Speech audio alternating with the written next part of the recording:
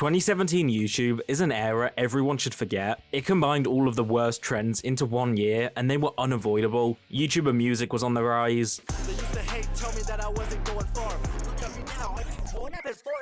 Who told these guys they could rap? Daily vlogs were at their peak as well. At least we had the legendary Logan Paul vlog. I guess that makes up for it. And continuous lapse in my judgment. Oh, and we can't forget about the greatest event of all time, YouTube Rewind 2017. Let's bring back Rewind.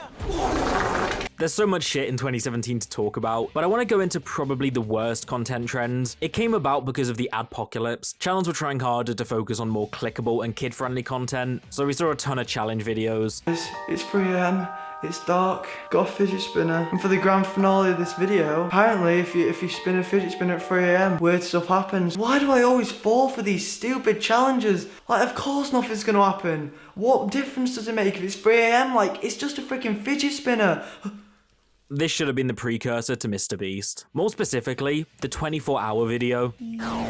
24 hours in Walmart, 24 hours in a water park, 24 hours in my own car. Homeless people do that all the time. That's not a challenge. It's just dog shit slop content. There was so much potential in this genre, but nobody ever pushed the boundaries. Maybe at 10k subs, I'll do like 24 hours in the Bermuda Triangle or something. Does that sound interesting? You can tell the audience if you just look at the type of channels that made these videos. Morgs made like 30 of the things. When are we getting Morgs Fest 2? I'd go to that. Wanna join my free gift card giveaway? Most creators pivoted away from these type of videos when they stopped getting views. Nothing lasts forever, and that's even more true on YouTube. The algorithm is constantly switching up, so you have to be able to adapt. But what happens when a creator fails to adapt? He stays in his own lane, doing what he knows for years on years, slowly fading out of public consciousness. A powerhouse of a channel with millions of subs and hundreds of millions of views just disappears. I want to talk about a channel that used to be one of the kings of this genre. You probably won't know his name unless you were around in 2018. Well, according to my analytics, we have a decent amount of 65-plus-year-olds watching, so maybe you'll know him.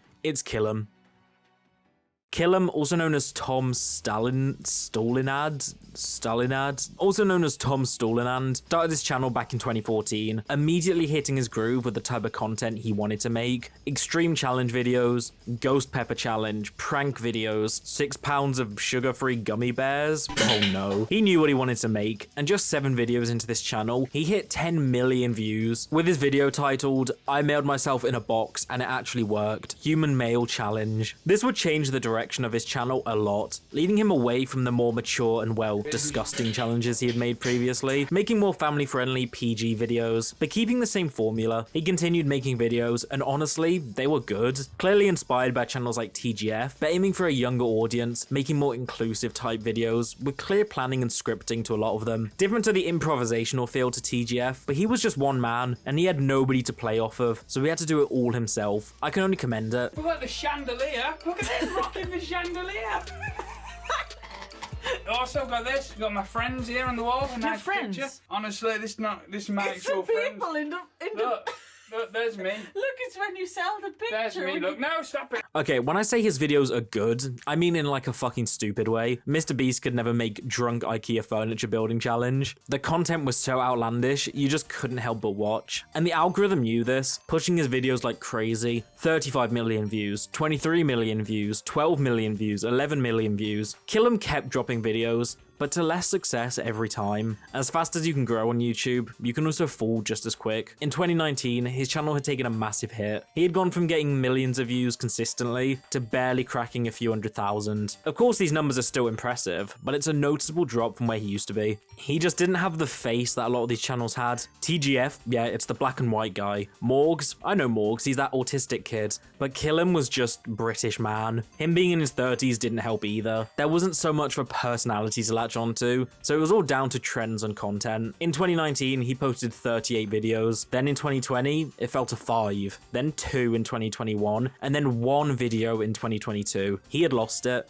But from what I can tell, this was on purpose. Killem clearly had a good eye for trends. He knew what people wanted to see and was dropping hit after hit. So this sudden decline in videos didn't come off as a lack of ideas. I think he was just burnt out from this stuff, and it makes sense. I haven't really touched on his actual videos yet, so let's take a look at his most popular ones. I Mailed Myself in a Box, Human Mail Challenge. I bought a map. I'm just going to throw a dart at the map. Wherever it lands, that's where we're going. Let's just open this thing up. I've ordered a... I've accidentally ordered a kids map. He was funny, it was authentic, and he was good in front of a camera. Now, I'm sorry to have to spoil this all for you, so cover your ears if you're like a little virgin baby, but clearly his videos were fake. I know, right? Like, obviously he's not mailing himself in a box to a random country. He's clearly not traveling the sea in a Zorb ball or eating 6 pounds of sugar-free gummy bears. Okay, that one might be real. But his more extreme content was fake. But even knowing this, it doesn't take away from the entertainment value. It's just like a sketch show, you know? It's fun, it doesn't have to be real.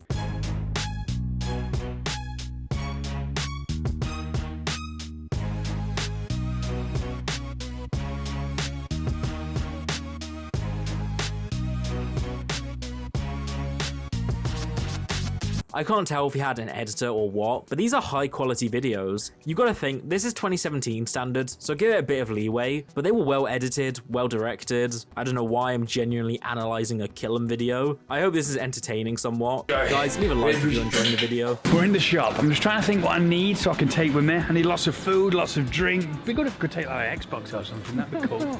Moon's here with me. She's here to advise me. Hello.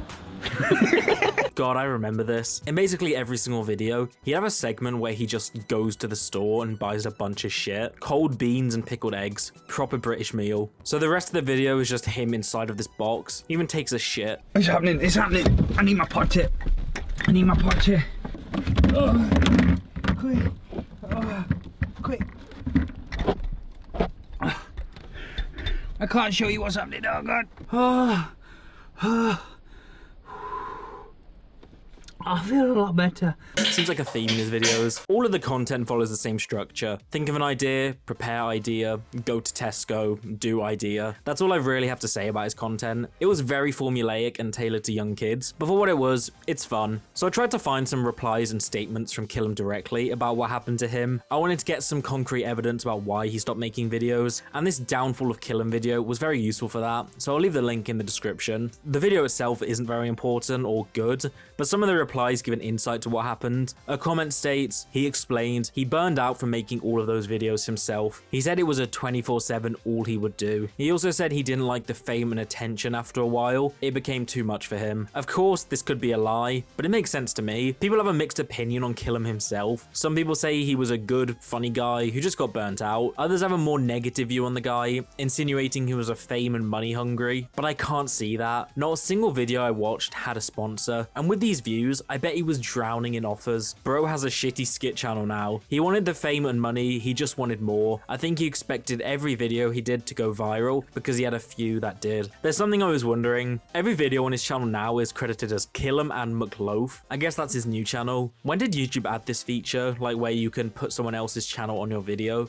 That's cool, I didn't know that. Can I credit Mr. Beast as helping me with this video? Let's have a look at his new channel. He posted yesterday as of making this, so I'll go check it out. Thanks again for last night. Winky face. You've got exactly 20 seconds to explain yourself, or this situation right here is going to turn into a Netflix true crime documentary. It said Charlie in the text. My name's not Charlie. I'm Jeff.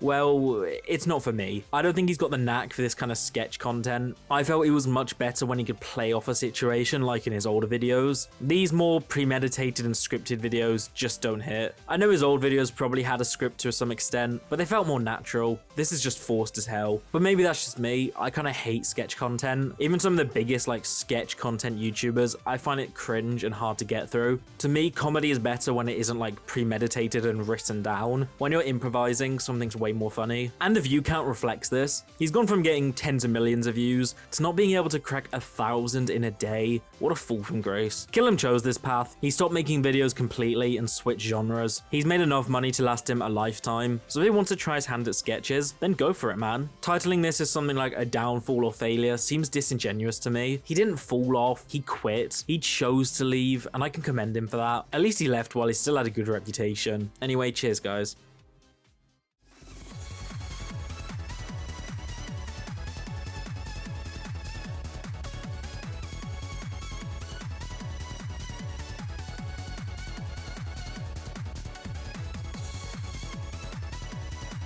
Why do I always fall for these stupid challenges? Like, of course nothing's gonna happen. What difference does it make if it's 3 AM? Like, it's just a freaking fidget spinner.